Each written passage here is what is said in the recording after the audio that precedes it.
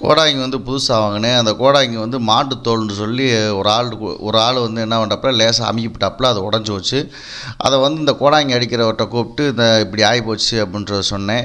இந்த கோடாங்கி வந்து எப்படின்னு கேட்டிங்கன்னா, மாடு தோல் கிடையாது, மாட்டோடைய குடல்லேருந்து ஜவ் எடுத்து அந்த ஜவ்வை வந்து பெருசாக்கி இந்த மாதிரி கோடாங்கி தயார் பண்ணுவாங்க ஒருக்க. இது வேறு சவுண்டு, கொட்டு வேறு சவுண்டு. இதை வந்து இவர் கோடாங்கி அடிக்கிறவர், இவர்கிட்ட கொடுத்தேன். அதை வந்து கட்டிக்கிட்டு இருக்கிறாரு, புதுசாக தயார் பண்ணி கட்டிக்கிட்டு இருக்கிறாரு. கட்டி இவர் வந்து சாமி கும்பிட்டு அதுக்கு வந்து அம்மன் சில தெய்வத்தைங்கள்லாம் வணங்கி அதை அடித்து சாமி கும்பிட்டு கொடுப்பாரு.